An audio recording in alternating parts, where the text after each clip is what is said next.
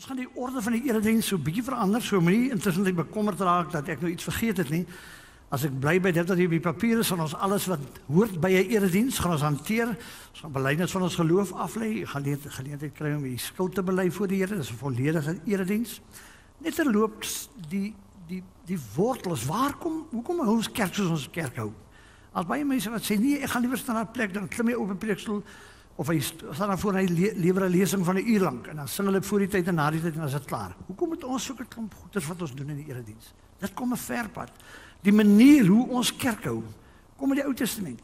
Dit is seker al baie naby aan 4000 jaar oud. Die manier van kerk wees. 'n Erediens is 'n gesprek waar ons God toelaat om met ons te praat en ons antwoord hom. Hy praat deur sy woord, deur sy teenwoordigheid. Ons praat met hom deur ons sang en ons gebede en ons teenwoordigheid.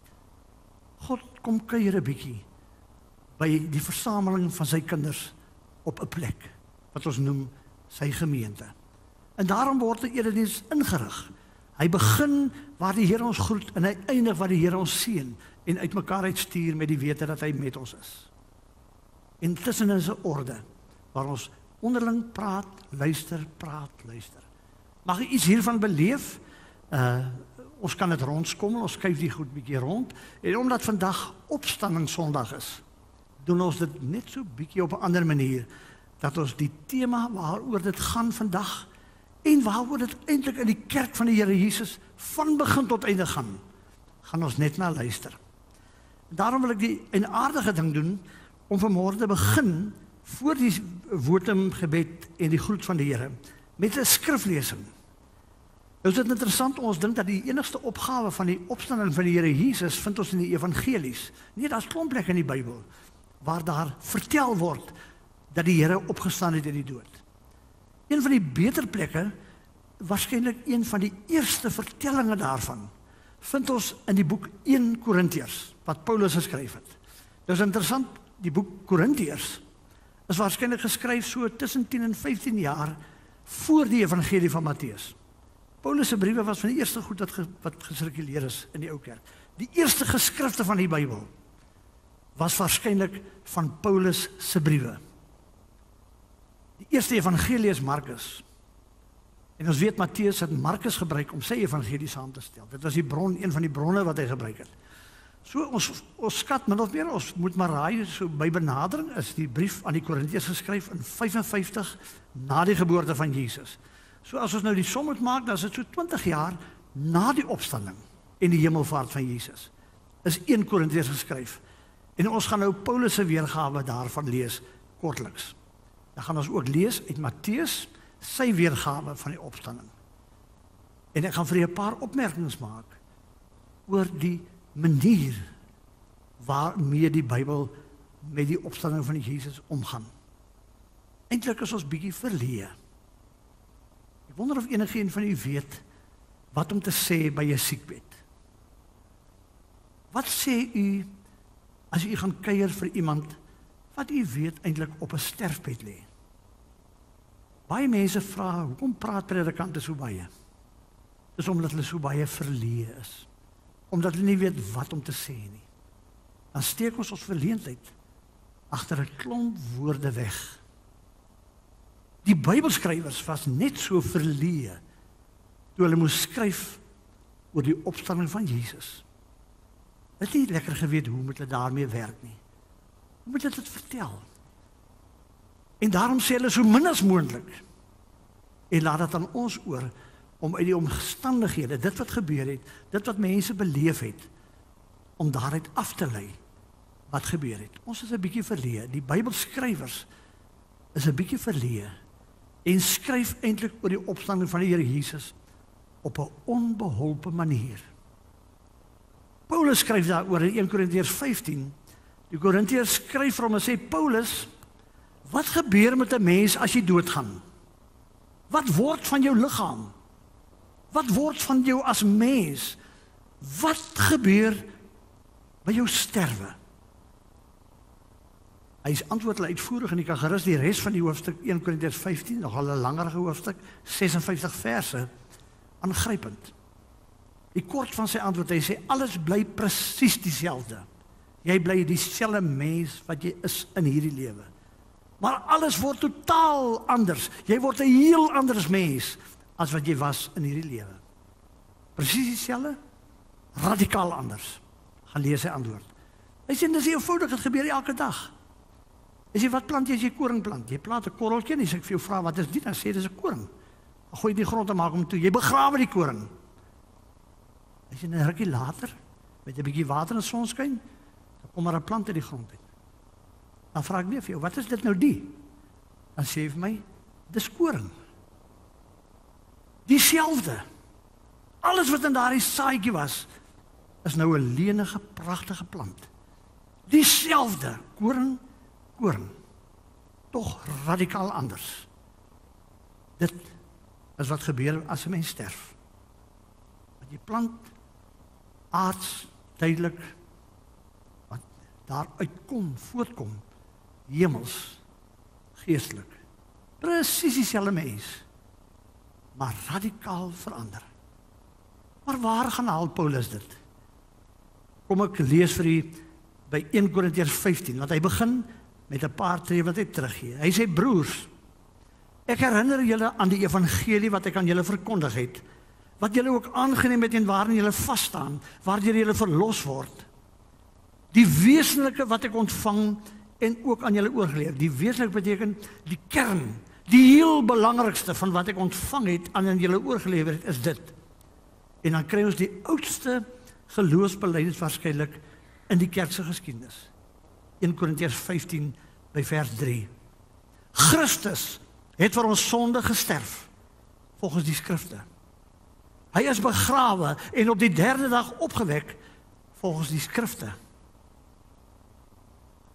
Hy het aan Sefas, dis Petrus se naam, Sefas verskyn, en toe aan die 12. Daarna het hy aan meer as 500 broers tegelyk verskyn, van wie die meeste nou nog leef, maar sommige al ontslaap het. Daarna het hy in Jakobus verskyn, en toe aan al die apostels. As die laaste van almal het hy ook aan my, die misgeboorte, verskyn, want ek is die geringste van apostels, nie geskik om apostel genoem te word nie, omdat ek die gemeente van God vervolg het. Maar deur die genade van God is ek wat ek is. Sy genade aan my was nie te vergeefs nie. Trouwens, ek het harder gewerk as al die ander. Eintlik nie ek nie, maar die genade van God, wat met my is. Daarom, of dit ek of hulle is, dit is wat ons verkondig. En daarvolgens het julle tot geloof gekom. En dan 'n bietjie later sê hy in vers 19, indien ons hoop slegs vir hierdie lewe op Christus gevestig is ons die bejammerenswaardigste van alle mense. Maar nou, Christus is opgewek uit die dood, die eersteling van die ontslapenis. En omdat Christus lewe, daarom kan hy van 'n simpel koringkorreltjie 'n lewende, lieflike, florerende plant maak. Kan hy van 'n sondaar mens 'n tydelike liggaam, 'n verloste maak met 'n ewigheidsliggaam. Dis die opstanding van Jesus Christus. Dis wat ons vier vandag. Die Here het opgestaan. Hy lewe. En daarom, toe die apostels die mense ontmoet, toe groet hy hulle, in die Joodse gebruik word jou regterhand in die lug gesteek deur te wys, ek dra nie 'n wapen nie. En in Hebreëus het hy vir hulle gesê, shalom, vrede. En in sy hand kon hulle die merke van die spykers sien. Ek hoop u kan in die gedagtes ook die spykermerke in die hande van Jesus op hierdie môre sien, as ek vir u namens hom sê, vrede en genade, wat kom van 'n Here wat nie in die graf is nie, wat nie deur die dood vasgehou kon word nie, maar wat opgestaan het, en wat lewe. Genade vir u, en vrede. Kom ons antwoord deur 'n loflied saam te sing. U kan maar bly sit terwyl jy dit sing. 4:2:2, net die tweede vers. Let op die woorde asseblief. Dit is baie van die liedere wat ons sing vanmôre uit bekende wysies.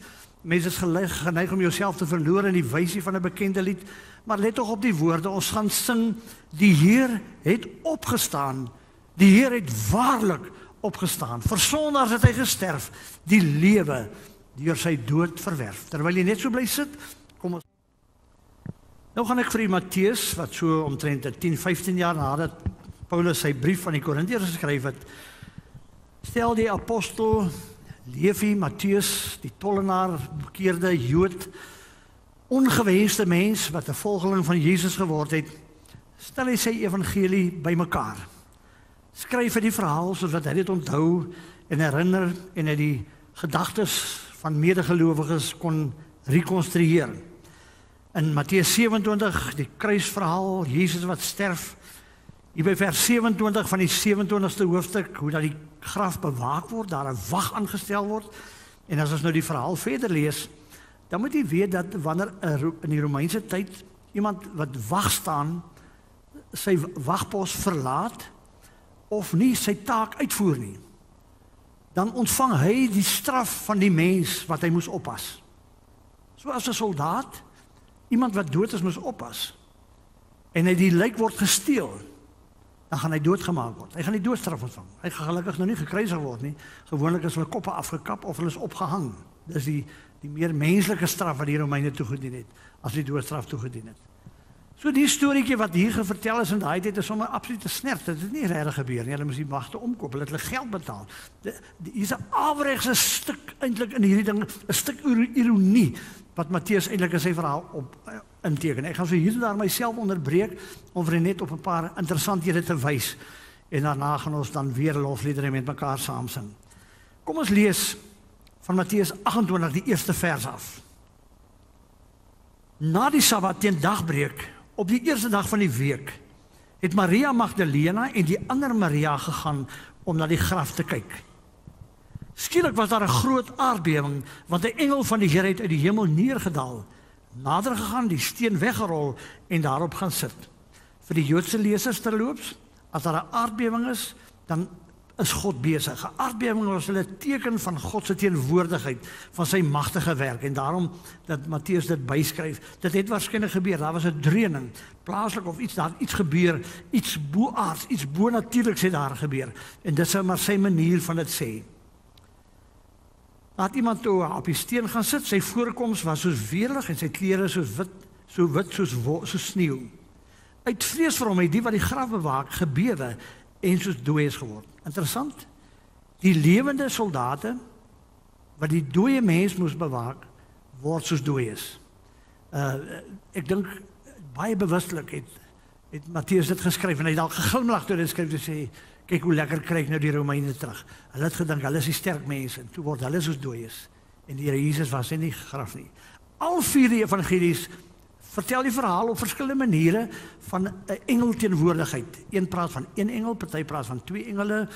Matteus laat sê die engel buitekant op die steen, anders sê die engel het binne in die graf gesit en gepraat. Ons is nie presies seker nie, dis hoekom ek sê, eintlik so half op 'n onbeholpe manier, so half, sommige op hier en daar teenstrydig. Hulle het nie met mekaar ooreengekom, hoe gaan ons die storie vertel nie?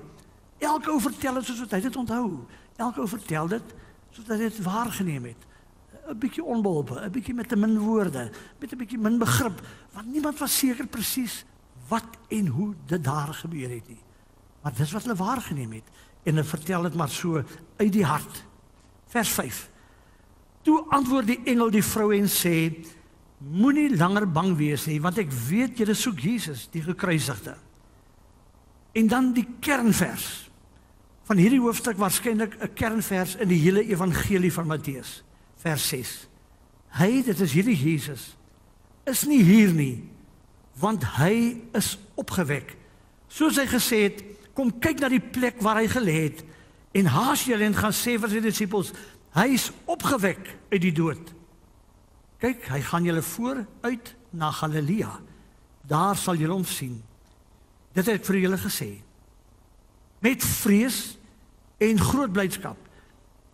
Kyk die uiteenlopende emosies, vrees en blydskap, het hulle hastig van die graf af weggegaan en gehardloop om die boodskap aan sy disippels oor te dra. Onverwags het hulle Jesus tegemoet gekom en gesê, het Jesus hulle tegemoet gekom en gesê, gegroet. Hulle gaan toe nader en gryp sy voete en aanbid hom. Daarop sê Jesus vir hulle, moenie langer bang wees nie. Gaan sê vir my broers dat hulle na Galilea moet gaan. Daar sal hulle my sien. Terwyl die vrou op pad was, het enkele van die wagte na die stad gegaan en alles wat gebeur het aan die leierpriesters berig. Die leierpriesters het toe met die familiehoofde met mekaar gekom en 'n besluit geneem om 'n groot som geld aan die soldate te gee met die opdrag: sê sy disippels het in die nag gekom en hom gesteel terwyl ons geslaap het. En dis natuurlik die doodstraf daarvoor sou kon kry. So dis totaal teen die grein van al die reëls van daardie tyd. Maar hulle betaal hulle sê vertel maar die storie, ons sal sorg dat julle niks oorkom nie. En as die prokurator daarvan te hore kom, sal ons hom gerusstel en sorg dat julle nie in die moeilikheid beland nie. Hulle het die geld toegeneem en gemaak soos hulle voorgesê is. Hierdie storie word tot vandag toe onder die Jode versprei. Die 11 disippels het na Galilea gegaan, na die berg waarin Jesus hulle ontbied het. Toe hulle hom sien, het hulle hom aanbid. Maar sommige het getwyfel. Ek weer die teenstelling. Sommige het hom aanbid, maar sommige het getwyfel. Jesus het nader gekom en vir hulle gesê, aan my is gegee alle mag in die hemel en op aarde. Gaan dan en maak disippels van al die nasies, deur hulle te doop in die naam van die Vader en van die Seun en van die Heilige Gees. En hulle te leer om alles te onderhou wat ek julle beveel het. En kyk, ek is met julle al die dae tot aan die volëinding van die tyd. En kyk, ek is met julle al die dae tot aan die volëinding van die tyd. Ons lees uit die woord van die Here vanmôre net tot hier met mekaar saam. My broer en suster, kom ons staan nou op. Dan sing ons 2 liedere, lied nommer 547, lekker huppelende, amper sê oosterse tipe ritme musiek, en dan 417 vers 1 en 2. 2 liedere, 5 versies, ons gaan dit lekker sing, dis bekend. Ons sing dit hartlik met mekaar saam, jubelend, en ons voeg by tot die kleur en die uitbundigheid van Opstandingsdag met hierdie 2 lofliedere. Kom ons staan, ons sing dit met mekaar saam. Maar ons kan ook met hierdie gebed met die Here praat. Wat 'n voorreg, dit is wat Jesus van ons gedien het. U weet, toe hy sterf, toe skeur daar so swaar, dik gordyn wat gehang het tussen die heiligdom, dit nou waar dit nou mens daarom die hoëpriester kon kom, en dan was dit die allerheiligdom, die heel heiligste plek in die tempel, 'n klein vertrekkie. Vroeger jare die ark daar gestaan, die 10 gebooie, die kliptafels. Later het hulle maar net brode daar neergesit en kersse, lampe daar laat brand. En die hoëpriester moes deur 'n hele ritueel gaan as hy daar wou ingaan. Dis nie 'n plek waar enige een sommer gekom het. Dit was die plek wat eintlik simbolies was van God se werklike teenwoordigheid op aarde, die allerheiligste. En toe Jesus aan die kruis uitroep, dis volbring, en hy sterf, toe skeur daardie gordyn van bo tot onder. So mense het hom nie ondergevat en geskeur nie. God het hom laat skeur. En daarmee is dit die simbool daarvan dat God sê, nou is ek tussen julle. Ek is nie meer 'n vreemde ver God nie. Ek is teenwoordige God.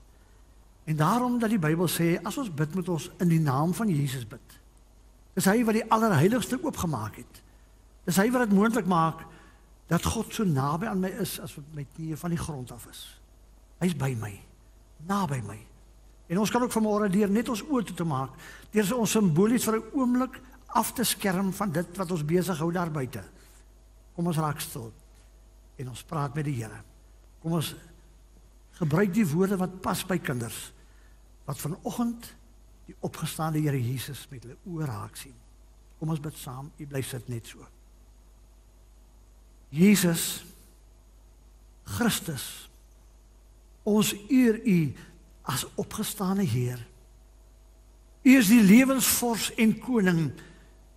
U het getriomfeer. Hoe was u nie verneder nie? Hoe het u gelei? Hoe is u verheerlik? U voel werklik heerskappy. Jesus, ons eer u, opgestane Heer, lewensvors, ons koning. U het triomfeer. Here, U kinders aanbid U. Ons verstaan nie. Ons kan nie verklaar nie. Maar ons glo. Kom ook vanmôre ons twyfel en ons vrees. Ons huiwering, ons ongeloof tegemoet. Dat ons U sal sien en bely as die koning van die lewe. U wat die dood doodgemaak het. U wat die graf oop en stukkend gebreek het. U wat lig gebring het in die donker. U wat ewigheid gebring het in ons tydelike bestaan. Aan U, Here Jesus, die eer. Here, dit ruk ons jaar vir jaar aan die hart. En ons wil uitskreeu van jammerte en ellende as ons U lydingsweg raak sien en herbesoek. Daardie Sondagmôre, het die doodsreuk nog oor Golgotha gehang het. Daardie Sondagmôre het U die graf oopgemaak. Het God in sy almag iets laat gebeur, die herskepping laat gebeur, en het ons vry geraak. Want U het opgestaan, die dood oorwin. Ons hanteer dit maar sukkelend. Here, ons weet nie lekker hoe nie. Ons stotter, en ons is selfs soms verleë. Maar ons weet en bely saam met Paulus. As U in die dood moes bly, as U nie opgestaan het nie, dan was ons die bejammerenswaardigste van alle mense. Maar nou aanbid ons U. U wat lewe en vir ewig lewe. En U wat daarmee vir ons die lewe moontlik maak. Praat dan met ons ook deur U woord. Praat met ons deur die werking van U Gees. Versterk ons met die hand en die skouer van medegelowiges. Dankie vir 'n tradisie. Dankie vir 'n kerkjaar. Dankie vir 'n dag en datum wat ons vanmôre laat uitjubel. Hoor die Paasfeesklokke lui. Die Heer het opgestaan. Jesus, die Here, die Verlosser. Hy lewe en ons lewe saam met hom. Ons aanbid U. Dankie daarvoor. In U grote naam. Amen.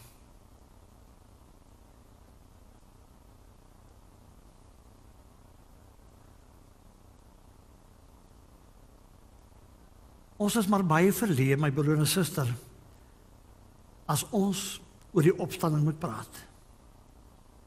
Ongelukkig, veral in die jongste tye, maar dit gebeur maar deur die hele geskiedenis van die kerk, wou mense die vergrootglas, die ondersoeke, wetenskaplik, teologies, op baie maniere, terugvat daar binne in die graf. En hulle wou weet en wou vasstel, wat het dan gebeur, daardie eerste Sondagmôre? Hoe dit gebeur? So asof ons die lewe kan verklaar. Ons kan in ons moderne tyd, met al die tegnologie, en met al die wetenskap, en met al die kennis tot ons beskikking, kan wetenskaplikes nog nie regtig vir ons sê, wat is lewe nie? Lewe. Wat is lewe? Is dit die asem? Daar's mense wat lewe, wat vir 'n uur of meer nie asem gehaal het nie. Is dit jou hartklop? Ag, amper elke dag haal hulle mense se hart uit die liggaam uit, stop hulle hart, werk aan die hart, sit vir hom nuwe are en 'n patch om en maak hom reg, sit hom terug en dan skokkel die hart en dan lewe hy weer. Dan lewe hy weer. So jy is nie afhanklik van jou hartklop om te lewe nie. Breingolwe? Ja, ons kan breingolwe toets. So as breingolwe, breinaktiwiteit is, dan lewe iemand. En wanneer hou breingolwe letterlik op? 'n uur na die dood? 'n dag na die dood? Maar moeilik om te sê. En as ons al die wetenskaplike, die fisiese, biologiese toetse gedoen het, dat ons nog niks gesê oor lewe nie. Wat is lewe? En dis die vraag waarmee die mensdom nog maar al die eeue en eeue van sy bestaan besig is. Van waar af kom ek? En waarheen gaan ek? Wat is lewe? Wat gebeur in die dood? Ongelukkig leef ons westerse mense wat hulle noem lineair. Ons leef in reguit lyne en daarom is die begrafnis en die dood vir ons dikwels die einde van alles. Dis so 'n stomp einde. En ons kan iets leer by ander godsdienste self en selfs die Afrika kultuur wat glo nee, lewe en hierdie lewe is net 'n stuk van die lewe. Voor die tyd is daar 'n ander lewe, na die tyd is daar nog lewe. Al sê hulle is by die voorvaders. Ons glo aan 'n ewige lewe. Ons gaan net nou bely. Ons glo aan 'n ewige lewe. 'n Lewe sonder tyd. Onthou, ewigheid is nie tyd wat aanhou nie. Ewigheid is sonder tyd. Want God lewe nie onder tyd nie. Hy lewe bo die tyd. En ons gaan by hom wees. En dis waar die hemel is, dis waar God is. En al die vrae word op die spits gedryf. En het aan 'n dun draadjie gehang toe die Here Jesus aan die kruis uitkerm, ek is op, ek is dors, ek kan nie meer nie. Vader, hoekom verlaat U my? Ek het alles klaar gemaak, dis volbring. Ek gee my gees in die hande oor. Het die draad gebreek? En daardie Vrydagnag en die Saterdagnag, toe hang die bestaan van 'n ewigheid en van die skepping en van God se werk hang aan 'n dun draadjie. Want die Seun van God is dood, hy is in die graf. En waarskynlik toe die rooi dagbreek daardie môre oorkom, toe gebeur daar iets in die graf wat niemand kan beskryf of homself eers kan indink nie. Toe was God drie enig waarskynlik in die graf, God die Vader en God die Seun, soos by sy doop. Het hy waarskynlik sy kind opgetel en vasgehou. Sy weer dalk vir hom gesê, my kind, ek is so lief vir jou, ek het 'n welbehae aan jou, jy het goed gedoen, jy het alles gedoen, ek is meer as tevrede, daar's nou vrede, ek is tevrede. Sonde is gestraf. Die dood kan nie wen nie. En hy sal nie wen nie. Kom ons maak stukkend hierdie graf. Kom ons bring hoop aan die mensdom. En ons sê vir hulle, daar's lewe. Want Christus Jesus lewe. Die Bybelskrywers probeer vir ons iets vertel van wat daardie Sondagmôre gebeur het. Maar hulle is so verleë dat hulle byna met kinderlike eerlikheid en onbeholpenheid maar vir ons so half en half vertel wat daar rondom die graf gebeur het. Wat mense beleef het. En as jy dit sien, dan sê dit is nie goeie goed wat beleef het nie. Daar word leuns vertel. Stories opgemaak. Fopnuus noem ons dit deesdae. Vals propaganda. Vertel die storie dat tog nie uitlek dat hierdie Jesus se profesie waar geword het, dat hy sal lewe nie. Probeer iets doen. Kom ons maak 'n ander storie op. Maar die eenvoudige mense, die vroue daar by die graf, die disippels wat gehardloop het na die graf toe, gaan lees 'n bietjie oor hulle. Dink vir jou 'n oomblik in. As ou Nick wat ons nou 'n paar dae gelede begrawe het, nou daar by die deur instap. Sê, "Hey, môre mense, môre Isak." As ons dit gaan vertel, dat gaan niks wees. As 'n ou wat begrawe is, hy was 3 dae dood. Toe stap hy op Magong in die kerk in. Kom ek sê vir nie een van ons gaan dit glo nie. Nie een van ons gaan ons oë glo nie. Dit kan mos nie gebeur nie. Hoekom dink jy daardie mense anders gedink? Hoekom dink jy was hulle bang? Was hulle bly? Hoekom het hulle aanbid? Maar hulle nog getwyfel. Want dit is te goed om waar te wees. Dit is te goddelik om menslik gesproke die werklikheid te wees. Ons oë bedrieg ons. En daarom doen Jesus soveel moeite om vir hulle te wys, dis regtig waar. En van hierdie optrede van Jesus lees ons, van die graf wat dolleeg was, daar was nie meer 'n lijk nie, die lijk was weg, maar hy is tot vandag toe weg, maar daar was nie 'n lijk nie, daar was 'n lewende Here Jesus. Die graf is leeg. Maar daar's 'n aardbewing, God werk, Daar is die spottende, ironiese verhaal van soldate wat die wagte was, wat die dooie moes oppas, wat soos dooies word. Daar was die optrede van engele, 1 of 2 engele, ons weet nie, daar was hemelse wesens, wat 'n verduideliking gegee het. Want die Here het geweet, iemand moes daarom iets sê. Iemand moes net weer die woord verkondig. En interessant dat die engele nie iets nuuts sê nie. Hulle sê, Jesus het dan vir julle gesê, hy gaan uit die dood opstaan.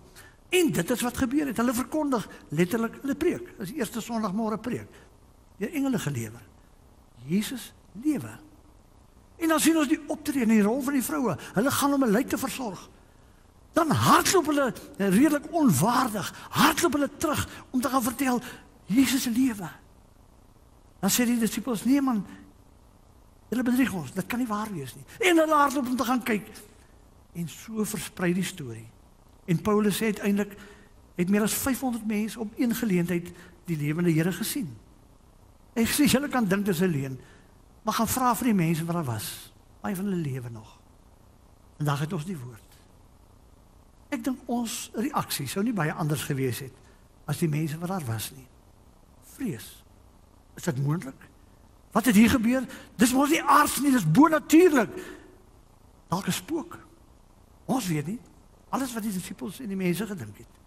Verligting. Sjoe, ons het net gedink dit wat op die kruis op Golgotha gebeur het, dis die hele storie. Ai, dankie tog. Dankie tog, die storie het 'n beter einde. Bietjie van 'n verligting.